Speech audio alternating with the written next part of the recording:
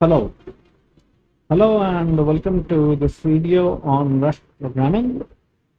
So we are going to do a bit of review in this video about what we have learned, and we will look at various traits, documentation of Rust, and how we can write the documentation.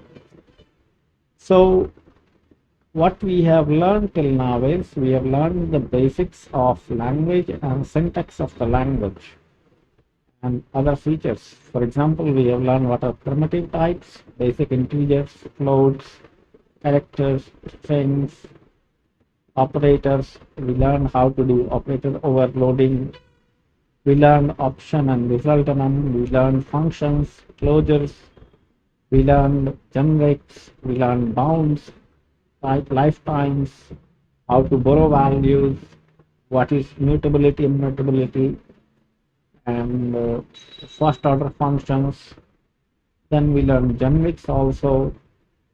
So we have kind of learned most of the features of the language.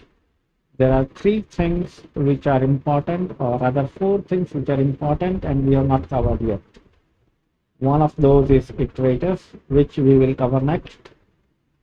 Then we have not covered multi-threading, which we will cover after iterators, and standard library. For example, we have not covered vectors and hash map like things.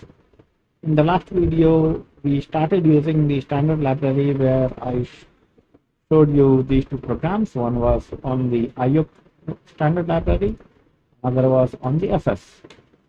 So we will explore standard library more, and when we do threads, we will make use of more of standard library stuff. So I think we will first cover the standard library stuff, then iterators, and then we will do multi-threading, and finally we will do the network programming. So that is the fourth part of four things. So standard library, iterators, multi-threading, and network programming. We will study in that order. Now coming back to the documentation side of Rust. So for example, this is my Z editor, okay? And Z editor has Rust analyzer. So give me a moment. Just a minute.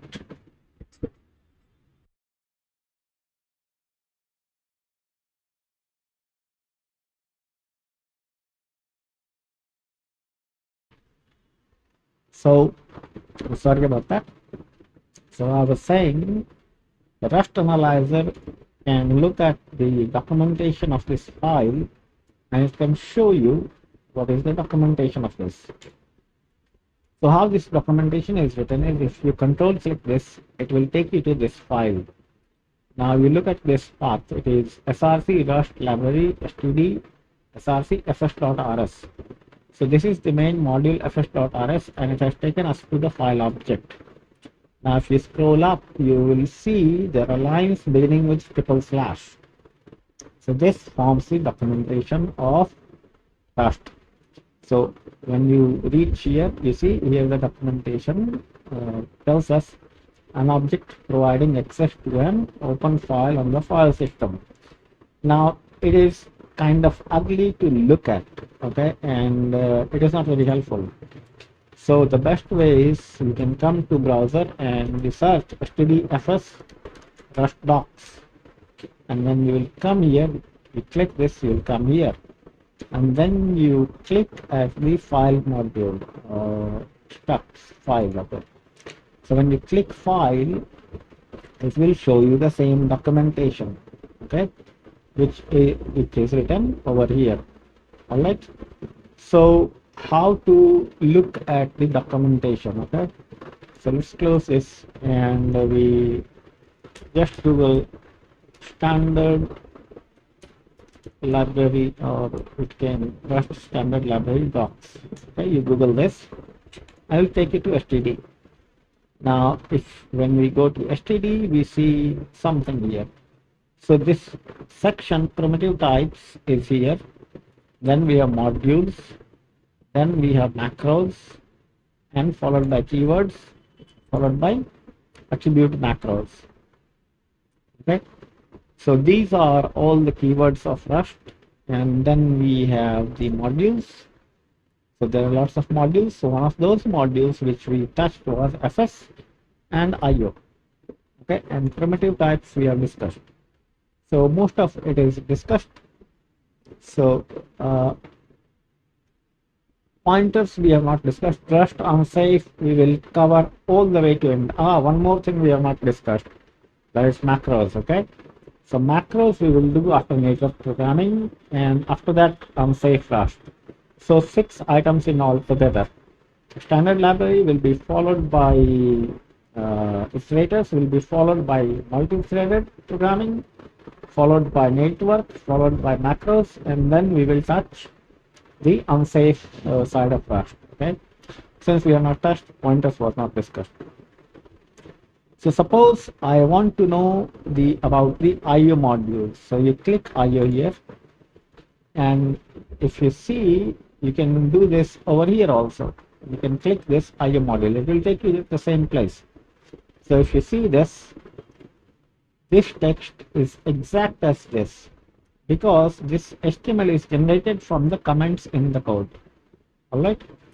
So how to read is, you go here, you read this stuff, okay, all this, and then you look at what does it provide. So what modules we have is prelude, macros is const error, and then we have structures.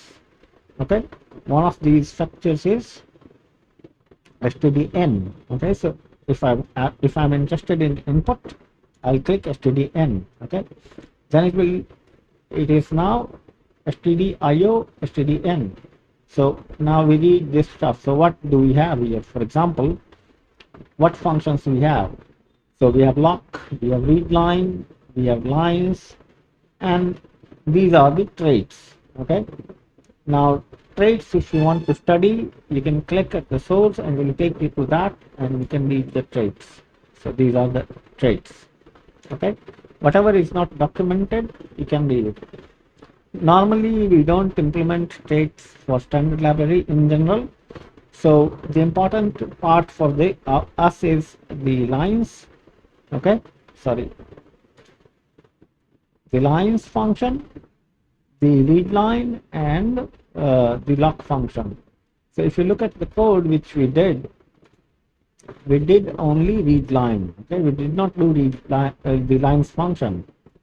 So what you can do is, you can read the source code of lines function, and a small example is given. Okay, so we can read lines from the standard input, and then we can print it. Right. So where was I? Okay. So it has 3 methods. Now you see, it does not have any struct, because it itself is a struct. Now if you look at the traits and all, the description is given, a bit of description, and auto trait implementations, blanket implementation, everything is given here. Macro const error, so you may want to see what this macro does. So this is how you read the standard library documentation. Okay, you come here, you look at the modules. Sorry, this is IO, not this. Okay, so these are the modules. You go through them one by one, and when you go to any module, for example FS module, we saw the file struct. So you can similarly, if you're interested in directories, you can go to dir. Note that it will need nightly Rust to be installed. You can say, for example, read about read dir and all that. So this is how you learn the standard library of any programming language. For example, if you follow my Python videos, then I'm going through the standard library. But for Rust, I expect that Rust programmers will be far smarter rather. That's not a very nice thing to say. But I assume that Rust programmers can read the documentation on their own. So when I was talking about the data structures, what we will look at, so what we are going to do is, we search for vector. Okay, so it is in collections, right? So what we are going to look at is the collection stuff. we want the collections module. Okay, collections is here. So when I said that we will go through standard library, we will not go through the entirety of standard library. Rather, we will go through these stuff: vector DQ, linked list, hash map, B-tree map, hashtag, B-tree set, and binary heap. So this is what we will study next video onwards, and this is very useful when we are going to write code.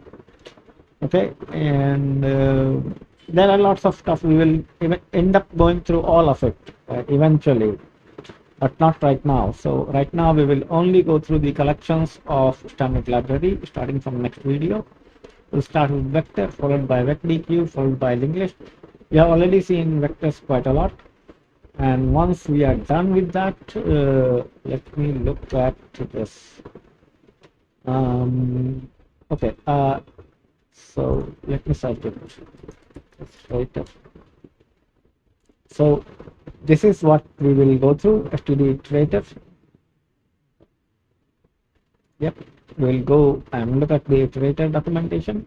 If you look at the functions here provided, methods, we will go through all the methods of iterators. There are tons of methods here which allow you to kind of do functional style of programming, and you can chain a lot of these methods. So you see there, you see all this list. All this is very useful methods. For example, max is there, max by key, min by key. Then you have partition, you have reduce, you have map, you will have filter, map while, and other thing, map windows. You have for each, find map, filter map. So lots of equality by, compare, compared by, cloned, by reference. So huge number of stuff is given here. We will go through all these iterators after going through the collections module. Now once we have that, we will, I'm not sure about that, std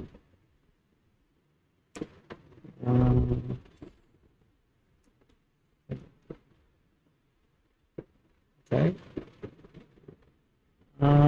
Yeah, so one of those multi-threading programming module will be std sync. Okay, so this is used for synchronizing the threads, and we will do the channel, MPSC channels we will create, and we will do multi-threaded programming along with this. Okay, so you see it, this std sync module gives us arc, which is a thread safe ref counting pointer, and there are locks and mutexes and all that we have. Okay, so we'll go through this when doing multi-thread programming. And then we have stdnet, which we will use to do programming for native programming. Okay, so this is something which is also provided by various runtimes, like Tokio also provides TCP listener, TCP string, UDP socket, and all these. Tokio will also provide. So once we are done with the stdnet, we will go and look at macros, followed by unsafe rust. So that is the whole plan. All right. So I think that's it. After doing all this, what we will do is, after doing unsafe rust, what we can do is we will start writing REST APIs. Okay. Now, when writing REST APIs, I will use a less known framework called NTEC. Simple reason is because I know NTEC. Okay. After NTEC, we can do Exum, and we can do TechTX and Salvo. So 4 frameworks we will talk about when we are doing web programming. So, and for database access, I'm not going to take you through Diesel.